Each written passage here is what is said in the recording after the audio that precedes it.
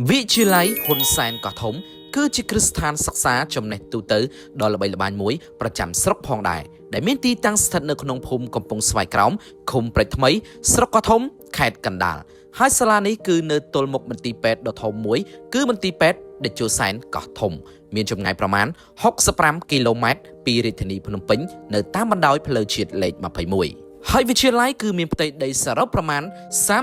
32,049 ម៉ែត្រការ៉េហើយចំពោះទីតាំងសាលាគឺតែងតែទទួលបានការអភិវឌ្ឍជាហូរហែជាលំដាប់ជារៀងរាល់ឆ្នាំក្រោមការដឹកនាំរបស់លោកគ្រូស្រូវលឿនជានាយកសាលាបច្ចុប្បន្ននឹងគួរឲ្យមានមោទនភាពផងដែរកាលពីឆ្នាំ2025កន្លងផុតទៅក៏ទទួលបានពានរង្វាន់ជាសាលាស្តង់ដារគំរូប្រចាំឆ្នាំ2025ផងដែរហើយនៅក្នុងឆ្នាំសិក្សា2025-2026នេះលោកគ្រូអ្នកគ្រូគឺមានចំនួន73នាក់ស្រី22នាក់រួមជាមួយនឹងសិស្សានុសិស្សចាប់ពីថ្នាក់ទី7រហូតដល់ថ្នាក់ទី12មានចំនួន1499នាក់ក្នុងនោះគឺមានស្រីចំនួន789នាក់ហើយចំពោះហេដ្ឋារចនាសម្ព័ន្ធនិងអគារសិក្សាវិញគឺមានចំនួន12ខ្នងដែលនៅក្នុងនោះគឺយើងត្រូវបានបែងចែកជា4ទី1គឺអគាររៀនសូត្រគឺមានចំនួន9ខ្នងដែលស្មើនឹង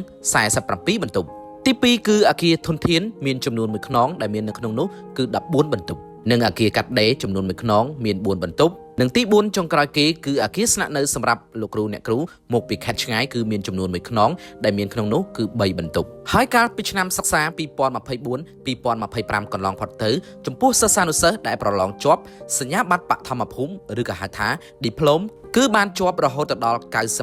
97.50% រីឯសញ្ញាបត្រទុតិយភូមិឬក៏ហៅថាបាក់ឌុបគឺជាប់ចំនួន 70.77% នៃចំនួនសិស្សដែលនៅក្នុងនោះគឺសិស្សដែលជាប់និទេស A គឺមានចំនួន10នាក់ដែលទទួលបានរង្វាន់លើកទឹកចិត្តមួយចំនួនដូចជាម៉ូតូ1នាក់1គ្រឿងផងដែរហើយបច្ចុប្បន្ននេះគឺសាលាគឺបានកែប្រែមុខមាត់ថ្មីគួរឲ្យកត់សម្គាល់ទៅតាមរយៈការកែប្រែខ្លងទ្វារចាស់មុខខ្លងទ្វារថ្មីយ៉ាងស្អាតប្រណិតរួមជាមួយនឹងការជួសជុលអគារចាស់ៗទ្រុឌទ្រោមទៅជាអគារសំណង់ដ៏រឹងមាំផងដែរហើយនឹងមានការរៀបចំចក្រការ៉ាឡានៅបរិវេណសាលាព្រមទាំងមានរូបសំណាកមួយចំនួនដូចជាព្រះបាទជ័យវរ្ម័នទី7សម្ដេចសង្ឃរាជជួនណាតនិងរូបសំណាកព្រះភិរមភាសាអ៊ូហៅងុយដែលជាសម្រាប់ជាការគោរពនិងជាការអប់រំដឹងគុណផងដែរហើយក្រៅពីរៀនសូត្រនៅក្នុងថ្នាក់រាល់ឆ្នាំសាលាតែងតែរៀបចំការប្រកួតប្រជែងផ្សេងៗនិងដឹកនាំសិស្សានុសិស្សទៅធ្វើទស្សនកិច្ចនៅតាមមន្ទីរពេទ្យឬវិទ្យាស្ថានបច្ចេកទេសនានាដើម្បីដកស្រង់បទពិសោធន៍ផ្ទាល់ហើយនឹងមានសកម្មភាព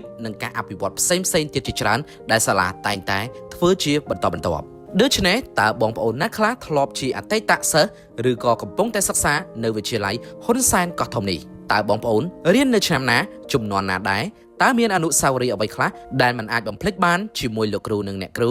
ជាមួយនឹងមិត្តរួមថ្នាក់ឬក៏មិត្តរួមសាលានៅក្នុងវិទ្យាល័យហ៊ុនសែនកោះធំមួយនេះដូច្នេះវីដេអូមួយនេះក៏បានដល់ទីបញ្ចប់ខ្ញុំបាទប្រាក់និមិត្តប្រសិនបើមានការខុសឆ្គងសូមមេត្តាខន្តីអភ័យទោសជួបគ្នានៅវីដេអូក្រោយ